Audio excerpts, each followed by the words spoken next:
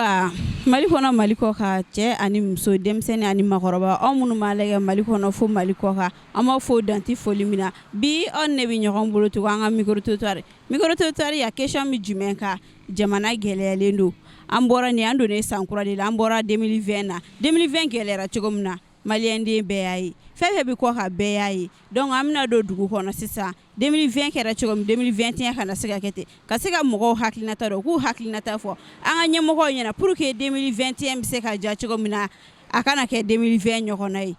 a y'an suit dɔɔni an tilen ne Nsan tile somɔgɔw tɔɔrɔ su la. i tɔgɔ ni jamu Ne tɔgɔ ye Safiyatu Gaku. Safiyatu Gaku ok baasi tɛ an ka bi micro de an bɛ fɛ k'i ɲininka komi ni i ka se k'i hakilinata fɔ an ɲɛna jamana bɛ cogoya min na 2020 kɛra cogo min na 2021 kana se ka kɛ ten tɔ grève ka se ka ban l'insécurité ka se ka ban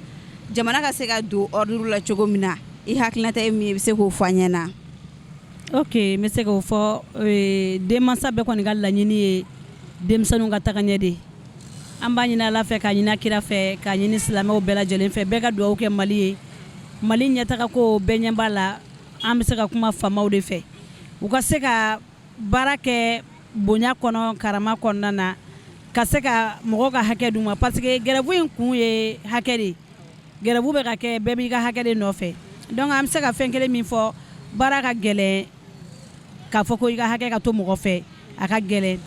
donc 2020 kɛra cogo min na maliyɛn bɛɛ y'a ye maliyɛn bɛɛ ye gɛlɛya in kɛcogo ye gɛlɛya kɛra Mali kɔnɔ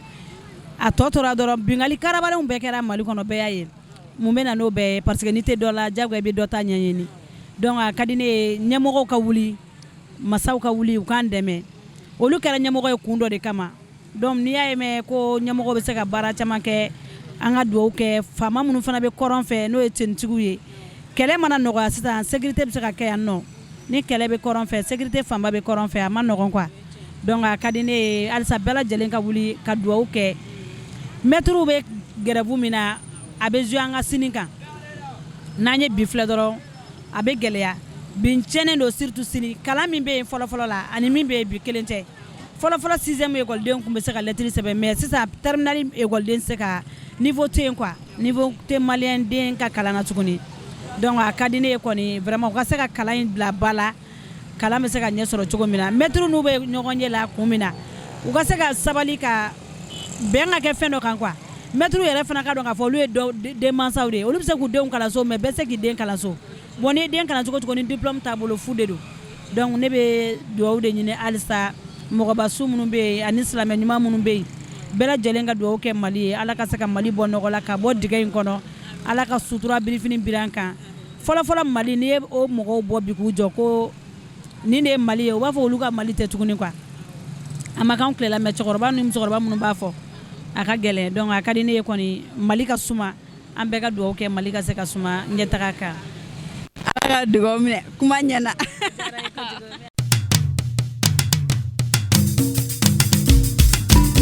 an tilen ne fa ça va i tɔgɔ ni jamu Laji Kamara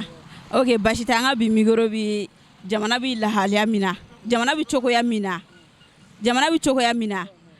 l'insécurité an ka jamana a basigilen tɛ kosɛbɛ donc baara tɛ ka kɛ mɔgɔ bɛ grève b'a la ka kɛ foyi de tɛ ordre la 2020 kɛra cogo min na an tɛ fɛ 2021 ka kɛ ten donc hakilina jumɛn b'e fɛ k'a fɔ an lamɛnni jamaw ye. an falama an tɛ cogo min na dama tɛ ka gɛlɛn kosɛbɛ wari ko ka gɛlɛn kosɛbɛ mais bi na wari ko a ma gɛlɛn kosɛbɛ a ka n'o dɔɔni parce que tuma bɛɛ i bɛ baara kɛ i bɛ wari tɛ dɔrɔn kɔnɔ a b'an bɛɛ quoi a fɛ ka bon sinon fɔlɔ dɔ ka prendre dɔn to Mali kunna fɔlɔ dɔ wari tun bɛ ntɛrɛ wari tɛ sɔrɔ yɛrɛ i bɛ baara kɛ cogo tɛ olu sɔrɔ fo fitini a tɛ nafa quoi a tɛ dimi a bɛɛ quoi mais bi na bi na waati ka ɲi waati na hɛrɛ bɛ yen awɔ waati ka n'o kɔ ba ne bara mi ka bulu bigin ne bɛ bɔ yan tɛtɛrɛ mɛtɛrɛ na setɛrɛ mɛtɛrɛ fo la sira ne bigin bɔ yan ne bɔ tirino mu ta ye fɛ a bɛ wari duma n'a kɛmɛ bɛ mu ta fɛ bɛ kɛmɛ duuru ma n'a ye kɛmɛ fila bɛ ta fɛ waati ma n'a bara wele olu quoi ne ka kabulu jɔ ne ka bɔ ta ka kabulu la fa wa ne ka akte kabulu ka ramsa taru kabulu ko karri n'a bara du dia quoi to tɛrɛ na mi ka tɛrɛ mo bon sɔwɔri la wol ba hera no ne kan quoi fenne to ka ko man ko voilà. OK kuma sa e bolo 2021 be ka jani 2020 2021 o be ka jani 2020 donc foli kan jumɛn b'i bolo k'a fɔ an ka ɲɛmɔgɔw ɲɛna.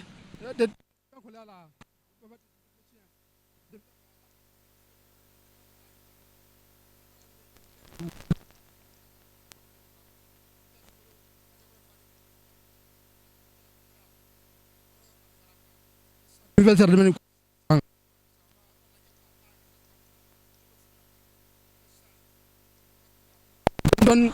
plus sera quoi nana bo finale parce que yaro mflen quoi yaro akanu ko yaro do don flen vi woni jatti kelen quoi daron kanu ko tin flakan ya flaka galen voilà parce que mom nyam takam dan quoi wala fan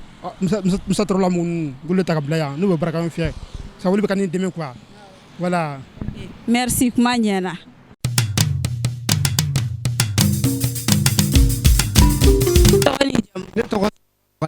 Shakaba bagayo. OK basi tanga bi migoro be jamana bi cogoya min na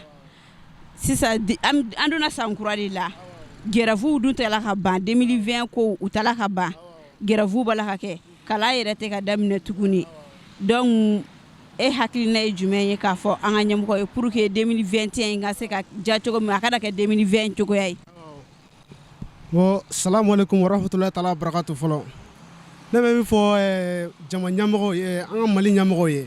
c'est-à-dire foyi tɛ bɛn bɔ fɔlɔ quoi. N'i y'a ye i bɛ ko kɛ fɔlɔ c'est-à-dire u yɛrɛ dama ka sigi ka kuma ka bɛn. N'u m'a lajɛ vraiment sinon maliyɛnw sɛgɛnlen cogo tɔ tɛ mɔgɔw la muso sabagatɔw bɛ yen dɛsɛbagatɔw bɛ yen kalan étudiants bɛ yen u taara kalan na ça ne va pas donc u k'a lajɛ ka bɛn pour que an denmisɛn minnu fana bɛ yen an bɛ se k'a ɲɛ sɔrɔ cogo min na ka c'est-à-dire ka bɛn ka tila c'est-à-dire ka Mali lasegin a danbe la. Ne ye miiri Modibo Keyita ka temps na ni Musa Tarawele ka temps na ATT ka temps na c'est-à-dire on disait que an bɛ se k'a fɔ wagati la ko ça va un peu mais pour actuellement là a ma nɔgɔ quoi donc u k'a lajɛ u yɛrɛ dama u ka jɛ ka kuma ka sigi k'i miiri k'a fɔ ko c'est-à-dire gɛlɛya bɛ Mali kɔnɔ dɔw bɛ yen olu bɛ si kare kɔnɔ dɔw bɛ yen olu bɛ tile tɛ dumuni kɛ donc u k'a lajɛ vraiment k'i penser o la k'a yir'u la k'a fɔ ko an bɛ kaburu dɔ la k'u fana bɛna da kaburu la don dɔ la i y'a faamu an ATT kaburu bɛ yan Musa Tarawele kaburu bɛ yan bon u ka bila u kunna k'u fana bɛna da don dɔ la donc u k'a lajɛ vraiment k'i miiri sini na donc o kɔni u hakilina de n fɛ k'o fɔ voilà. Merci kuma ɲɛna i bagayo.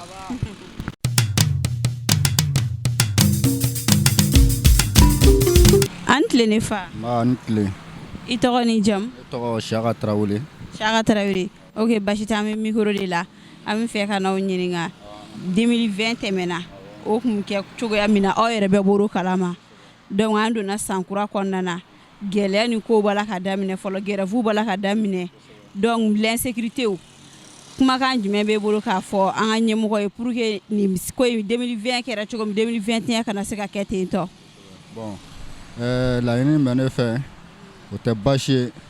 bon ne ka laɲini kɔni ye jamana ka se ka basigi ka don da kelen fɛ ka bɔ da kelen fɛ o ye ne ka hakilina ye parce que ni bɛɛ nana hɛrɛ bɛ sɔrɔ ko bɛɛ lajɛlen bɛ dilan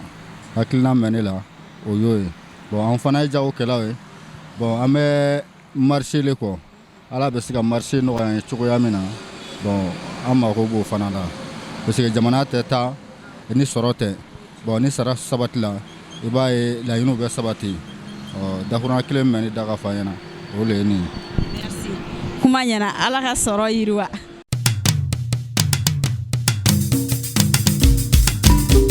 An tile ne fa. N b'an tile. I tɔgɔ ni jamu? Ne tɔgɔ Burama Kamara. I ka baara ye jumɛn ni jumɛn? Ne ka baara ne bolola baarakɛla de ne bɛ minisiya de kɛ. OK an sera o ma bi an bɛ micro de la aw yɛrɛ bɛɛ y'a ye 2020 kɛra cogoya min na a ma ja mɔgɔ la fiyewu fiyewu gɛlɛyaw kɛra a kɔnɔna na donc an bɛ san kura de la kumakan jumɛn b'e fɛ k'a fɔ an ka ɲɛmɔgɔ ye pour que gɛrɛfu ninnu ani baarakɛbaliya ninnu a bɛ se ka dabila cogoya min na ni l'insécurité min b'an ka jamana kɔnɔ a bɛ se ka dabila cogoya min na. Bon tiɲɛ la min kɔni bɛ ne fɛ ka ɲɛfɔ jamana ɲɛmɔgɔw ye u k'u jija u k'u cɛsiri k'u bolo di ɲɔgɔn ma 2020 kɔni tɛmɛna an ye gɛlɛya caman sɔrɔ an minɛ bolola baarakɛlaw ye bana yɛrɛ sababu la gɛlɛya caman sera anw ma ne kɔni bɛ min f'u ɲɛna u k'u bolo di ɲɔgɔn ma u kɛ gɛrɛfuba ninnu dabila bɛɛ dɔn gɛlɛya bɛ jamana kɔnɔ dɛ, gɛlɛya bɛ yɛrɛ yɛrɛ de, mais n'u y'u bolo di ɲɔgɔn ma a ka ca Ala fɛ o de ye ɲɛmɔgɔ ye, u bɛ se ka solution sɔrɔ an bɛ se ka bɔ nin cogo nin situation kɔnɔ cogo min na, parce que bɛɛ b'a dɔn sisan hakilisigi tɛ mɔgɔ si kan ka da kan o ye insécurité ye, wala an minnu bɛ yan an jɔrɔlen don wagati bɛ wagati an tɛ se k'a kɛ yan ka b'a la yan ye dugu kɔnɔna ye mais wagati bɛ wagati la an tɛ se k'o k'an ka baarayɔrɔ la, o bɛɛ kun ye hakilisigibaliya ye. Ne kɔni bɛ min f'u ɲɛna tiɲɛ yɛrɛ la jama u k'i hakili to u kɔmɔgɔw la k'i hakili to an bolola baarakɛlaw fana la, caman sɛgɛ bɛ jamana kɔnɔ mais tiɲɛ la min bɛ ne fɛ o ye comme kuma ka gɛlɛn bɛ dan yan. Merci.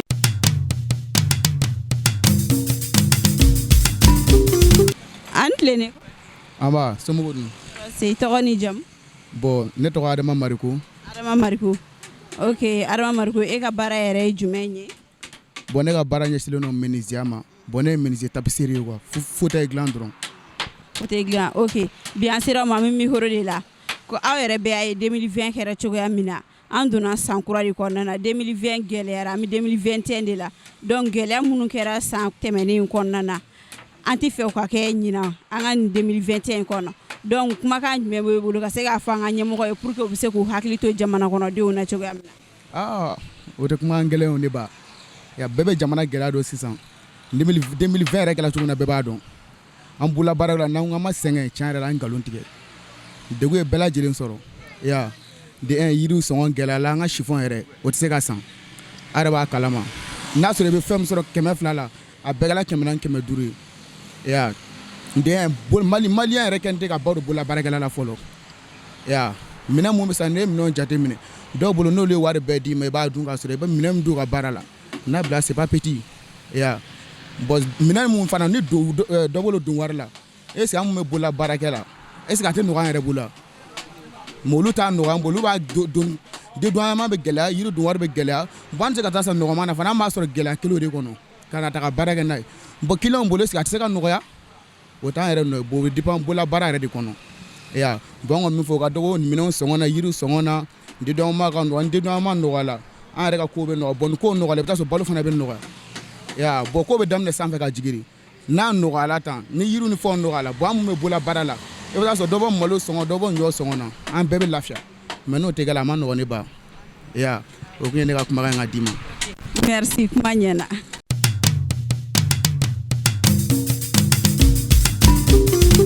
Ayiwa aw yɛrɛ bɔra ka mɔgɔw hakilinata lamɛn bɛɛ bɔra k'i hakilinata fɔ sisan bɛɛ ka laɲini de ye 2021 a bɛ se ka ja cogoya min na a kana kɛ i n'a fɔ 2020 tɛ kɛra cogoya min na donc an bɛ jɛ ka dugawu kɛ an ka ɲɛmɔgɔw k'u hakili to anw duguma mɔgɔw la pour que 2021 a bɛ se ka ja cogo min na aw minnu bɛ abonné don an ka chaîne na an b'aw fo dantɛ foli min na k'a fɔ a ye kɔ kana ɲinɛ k'aw abonné ka j'aime ni commentaire baden kɛ an ka vidéo kan aw k'an bɛn wagati wɛrɛ.